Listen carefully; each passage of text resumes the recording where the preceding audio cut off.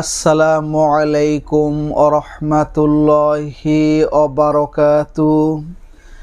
আপনারা দেখছেন মফিদি মিডিয়া, সাথে আছি আমি মনসুরুল হক মফিদি। আজ আমরা সরাসরি পবিত্র কোরআন হাদিস রিসার্চ করে গবেষণা করে নির্ভরযোগ্য একটি তথ্য থেকে সুন্দর একটি তদবির, সুন্দর একটি দোয়া, সুন্দর একটি আমল শিখে নিব।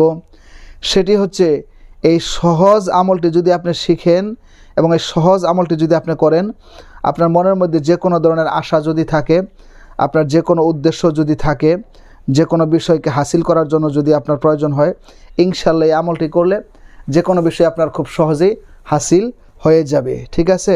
আপনার যে কোনো চাওয়া থাকলে আল্লাহ তাআলা পূর্ণ করে দিবে, মনের আশা থাকলে আপনি পেয়ে যাবেন। হ্যাঁ, অর্থাৎ যে কোনো কঠিন বিষয়কে সামনে রেখে যদি আপনি আমলটি করেন, সেটা আপনি খুব সহজে পেয়ে যাবেন ইনশাআল্লাহ। ঠিক আছে? আমলটি একদম সহজ। তার মানে এই আমলটি করে যে দোয়াটা আপনি করবেন, যা আপনি চাবেন, আল্লাহ পাক রব্বুল আলামিন আপনাকে তাহাই দিবেন। যদি আপনার বৈধ আশা যদি হয়, নেক আশা যদি হয়, তাহলে আপনি খুব সহজেই পেয়ে যাবেন আল্লাহর রহমতে ইনশাআল্লাহ। ঠিক আছে? মনে রাখবেন যে কোনো বৈধ জিনিস, যে কোনো ভালো জিনিস আল্লাহ পাক রব্বুল আলামিনের কাছ থেকে আমাদেরকে চেয়ে নিতে হবে। ঠিক আছে? আমলের মাধ্যমে। কারণ আমল করলে আল্লাহ পাক রব্বুল আলামিন খুশি হয়।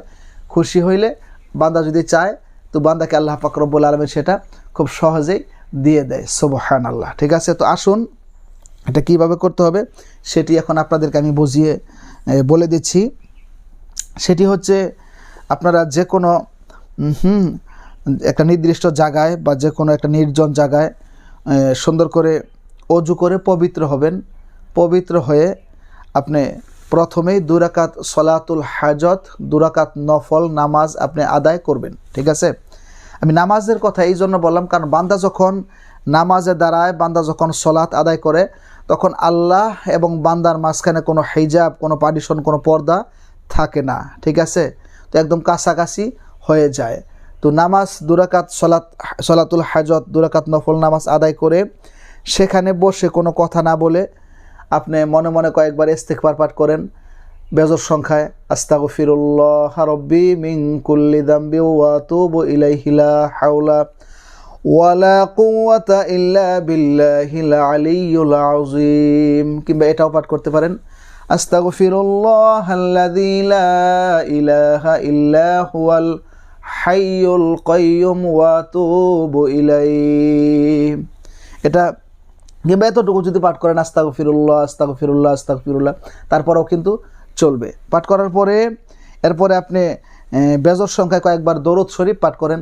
দরুদ যেটা আমরা নামাজের মধ্যে পড়ি, সবচাইতে উত্তম দরুদ, শ্রেষ্ঠ দরুদ, দরুদ ইব্রাহিম, সেটাও কিন্তু আপনি পাঠ করতে পারেন। অথবা সবচাইতে ছোট দরুদ সাল্লাল্লাহু আলাইহি ওয়াসাল্লাম, এটাও কিন্তু আপনি পাঠ করতে পারেন।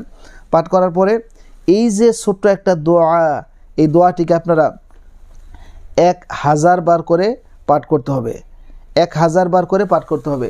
এটা তসবিহ দ্বারা গুনে গুনে, এখন তো ডিজিটাল তসবিহ রয়েছে, টিপলে লেখা ওঠে, সেটা তো পাঠ করতে পারেন, কিংবা হাতে গুরানে গুরানে তসবিহ, সেটা তো পাঠ করতে পারেন, বা যে কোনোভাবে আপনি গুনে 1000 বার করে আপনি পাঠ করবেন এই দোয়াটা সুন্দর করে। দোয়াটি হচ্ছে, ইয়া বাদিউ ইয়া বাদিউ ইয়া বাদিউ ইয়া বাদিউ ইয়া বাদিউ ইয়া বাদিউ ইয়া বাদিউ ইয়া বাদিউ 1000 বার পাঠ করে শেষে আবার 3 বার দরুদ শরীফ পাঠ করে আপনি আল্লাহ পাক রব্বুল আলামিনের কাছে হাত তুলে মোনাজাত করবেন, দোয়া করবেন।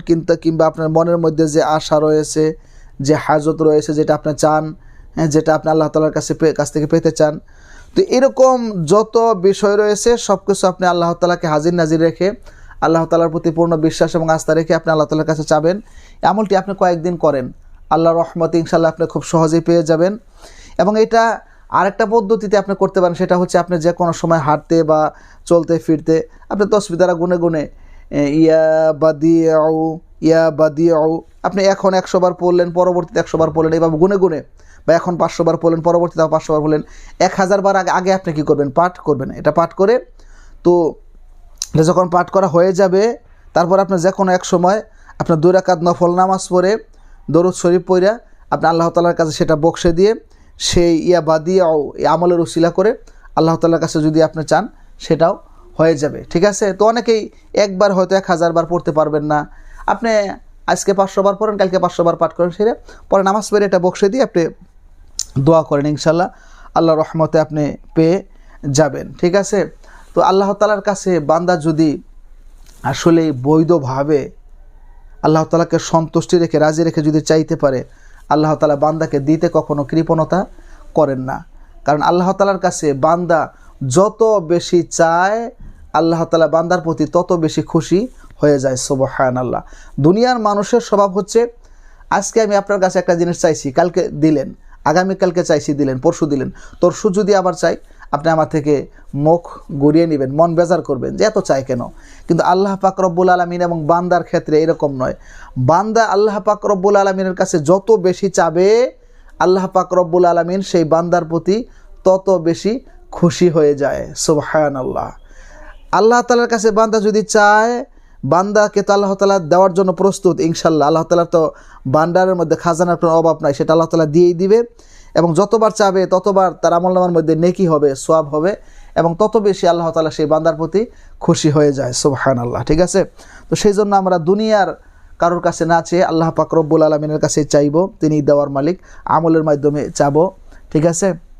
আল্লাহ তাআলা আপনাদের মনের সমস্ত আশা পূর্ণ করে দেখ, আপনাদের কাঙ্ক্ষিত যত সমস্যা রয়েছে আল্লাহ তাআলা সকল কিছুর থেকে আল্লাহ তাআলা আমাদেরকে সমাধান দান করুক। এবং বিশ্বের যে কোনো প্রান্ত থেকে ভাই হিসাবে এবং বন্ধু হিসাবে সরাসরি আমার সাথে মোবাইল ফোনে কিংবা ইমোতে হোয়াটসঅ্যাপে যুক্ত হয়ে মনের কথাটা আমাকে জানাতে পারেন। মনে রাখবেন, ইউটিউব চ্যানেল মফিদি মিডিয়ার প্রত্যেকটা ভিডিওতে আমার ফোন নাম্বার, মোবাইল নাম্বার দেওয়া আছে ইনশাল্লাহ। তো এটা যে কোনো বিষয়ের পরামর্শ করার জন্য, শেখার জন্য, জানার জন্য, বোঝার জন্য, তদবির করার জন্য আপনাদেরকে একটা সুন্দর একটা অপশন আমি আপনাদেরকে দিয়ে দিলাম। তো আজকের মতো এই পর্যন্তই। আসসালামু আলাইকুম ওয়া রাহমাতুল্লাহি ওয়া বারাকাতুহু।